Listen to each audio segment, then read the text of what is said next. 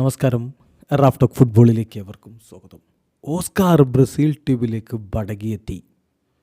അത്തരത്തിലാണിപ്പോൾ ആരാധകരൊക്കെ ആഘോഷിക്കുന്നത്. പക്ഷേ ഇതിൻ്റെ ഒരു സാങ്കത്യം എന്താണ് എന്നുള്ളത് നമ്മളൊന്ന് പരിശോധിക്കേണ്ടതുണ്ട്.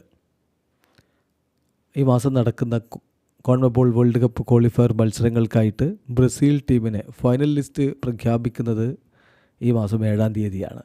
സാധാരണ ഇങ്ങനെ ഉണ്ടാവാറില്ല, നമുക്കറിയാമല്ലോ. ഒരു ഫൈനൽ ലിസ്റ്റ് അങ്ങ് വന്ന് കോച്ച് പ്രഖ്യാപിക്കുകയാണ് ചെയ്യുക. ഇപ്പോൾ 52 അംഗ പ്രാഥമിക ലിസ്റ്റ് പ്രഖ്യാപിച്ചിരിക്കുകയാണ്. അതിലാണ് ഓസ്കാർ ഇടം പിടിച്ചിരിക്കുന്നത്. ഓസ്കാർ മാത്രമല്ല, നെയ്മർ ജൂനിയർ ഇടം പിടിച്ചിരിക്കുന്നു. നീണ്ട കാലയളവിന് ശേഷമാണല്ലോ അദ്ദേഹവും മടങ്ങിയെത്തുന്നത്. പരിക്കായിരുന്നു അദ്ദേഹത്തെ പുറത്തിരുത്തിയതെങ്കിൽ ഓസ്കാറിനെ പുറത്തിരുത്തിയത് അദ്ദേഹം ലൈംലൈറ്റിൽ നിന്ന് പെട്ടെന്നങ്ങ് പോയി കളഞ്ഞു. അതായത് ചെൽസി വിട്ട് അദ്ദേഹം ചൈനീസ് ലീഗിലേക്ക് പോയി. അവിടെ നിന്ന് പിന്നീട് അദ്ദേഹത്തെ ബ്രസീലിയൻ ടീമിലേക്ക് വിളിച്ചതേയില്ല.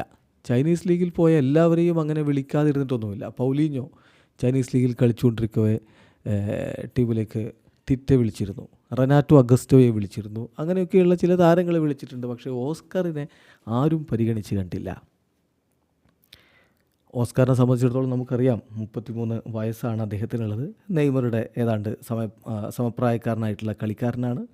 ബ്രസീലിയൻ ദേശീയ ടീമിന് വേണ്ടി ഓൾറെഡി 48 അന്താരാഷ്ട്ര മത്സരങ്ങൾ കളിച്ചിട്ടുള്ള ആളാണ്. 2011 മുതൽ 2015 വരെയുള്ള കാലഘട്ടത്തിൽ അദ്ദേഹം ബ്രസീലിൻ്റെ മധ്യനിരയിലെ സുപ്രധാന താരമായിരുന്നു. 7-1 ബ്രസീൽ വേൾഡ് കപ്പിൽ പരാജയപ്പെട്ട ആ കളിയിൽ ഒരു ഗോൾ മടക്കിയടിച്ചതാരാ? അത് ഓസ്കാറാണ്. പക്ഷേ അതിനൊക്കെ ശേഷം അധികകാലം അദ്ദേഹത്തിന് ബ്രസീൽ ടീമിൽ അവസരം ലഭിച്ചില്ല. 2015 അദ്ദേഹത്തിൻ്റെ അവസാന മത്സരവും അദ്ദേഹം ബ്രസീലിന് വേണ്ടി കളിച്ച് കഴിഞ്ഞിരുന്നു. ചെറിയ പ്രായമേ അപ്പോൾ അദ്ദേഹത്തിനുള്ളൂ. 2017 വരെ അദ്ദേഹം ചെൽസിയിൽ തുടർന്ന ശേഷമാണ് ഷാങ്ഹായ് പോർട്ടിലേക്ക് 2017 പോയത്. 2024 വരെ അവിടെ തുടർന്നു. ഇപ്പോൾ സാവോ പോളോയിലേക്ക് ഈ ജനുവരി ട്രാൻസ്ഫർ വിൻഡോയിൽ അദ്ദേഹം എത്തിയിട്ടുണ്ട്. ആ ഘട്ടത്തിൽ തന്നെ അദ്ദേഹത്തെ ബ്രസീൽ ടീമിലേക്ക് പരിഗണിക്കപ്പെടുന്നു. ഓസ്കാർ, നെയ്മർ, ആൻ്റണി ഇവരൊക്കെ ലിസ്റ്റിലുണ്ട്.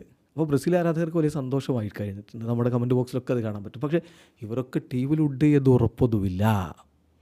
ഓസ്കാറിൻ്റെ കാര്യത്തിൽ ഓസ്കാർ ഇപ്പം ബ്രസീലിയൻ ലീഗിലേക്ക് മടങ്ങിയെത്തിയിട്ട് ബ്രസീലിയറോ സീരിയെ ആരംഭിച്ചിട്ടില്ലല്ലോ. കൊമ്പനാറ്റോ പൗലിസ്റ്റയാണ് ഇപ്പോൾ അദ്ദേഹം കളിച്ചിട്ടുള്ളത്. എന്ന് പറഞ്ഞാൽ സ്റ്റേറ്റ് ലീഗാണ്. സ്റ്റേറ്റ് ലീഗിലെ പ്രകടനമാണ് ഇപ്പോൾ കോച്ചിന് വിലയിരുത്താൻ കഴിയുകയുള്ളൂ. കൊമ്പനാറ്റോ പൗലിസ്റ്റയിൽ അദ്ദേഹം ഈ സീസണിൽ ഇതുവരെ കളിച്ചിട്ടുള്ളത് 10 കളികളാണ്. അതിൽ നിന്ന് 6 ഗോൾ കോൺട്രിബ്യൂഷൻസ് വന്നു കഴിഞ്ഞു. 2 ഗോളുകളും 4 അസിസ്റ്റുകളും ഓസ്കാറിൽ നിന്ന് വന്നു കഴിഞ്ഞു.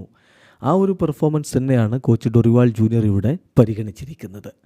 ആൻ്റണിയുടെ കാര്യത്തിൽ അദ്ദേഹം മാഞ്ചസ്റ്റർ യുണൈറ്റഡ് വിട്ട് റയൽ ബെറ്റിസിലേക്ക് പോയതിന് ശേഷം എല്ലാ കളികളിലും ഗോളോ അസിസ്റ്റോ ഒക്കെ ആയിട്ട് വലിയ ഇമ്പാക്റ്റ് ഉണ്ടാക്കുന്നുണ്ട്.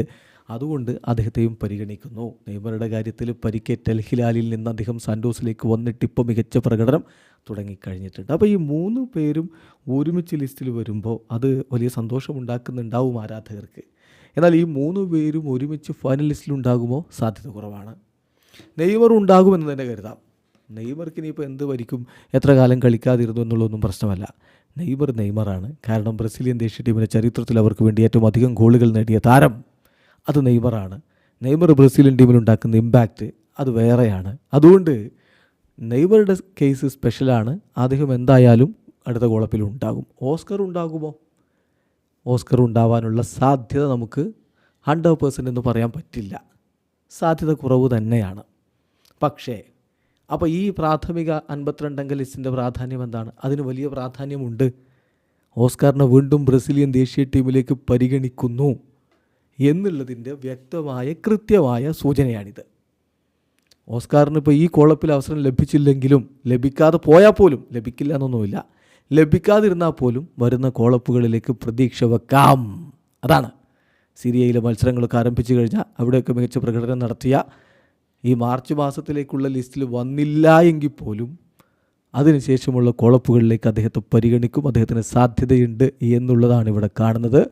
2015 അദ്ദേഹത്തിൻ്റെ മുന്നിൽ കൊട്ടിയടക്കപ്പെട്ട ബ്രസീലിയൻ ദേശീയ ടീമിൻ്റെ വാതിലിത അദ്ദേഹത്തിൻ്റെ മുന്നിൽ മലർക്കെ തുറന്നിട്ടിരിക്കുന്നു. That's important. അതാണ് ഇതിൻ്റെ പ്രാധാന്യം. ആൻ്റണിയുടെ കാര്യത്തിൽ പിന്നെ ആൻ്റണിക്ക് അത്ര പ്രായമൊന്നുമില്ല. മിന്നും കളി കളിച്ചാൽ എപ്പോഴും ദേശീയ ടീമിലേക്ക് മടങ്ങിയെത്താനും പറ്റും. സോ ഇമ്പോർട്ടൻ്റ് ആണ്. ആരാധകർ ആഗ്രഹിക്കുന്നു ഒരിക്കൽ കൂടി നെയ്മറെയും ഓസ്കാറിനെയും ഒക്കെ ഒരുമിച്ച് ബ്രസീലിയൻ ടീമിൽ കാണാൻ വേണ്ടി. അത് സാധിക്കുമോ എന്നുള്ളതാണ് കണ്ടറിയേണ്ടത്. വീഡിയോ അവസാനിക്കുന്നു. ഫുട്ബോൾ ലോകത്തെ കൂടുതൽ വിശേഷങ്ങളുമായി റാഫ് ടോക്സ് എത്താം.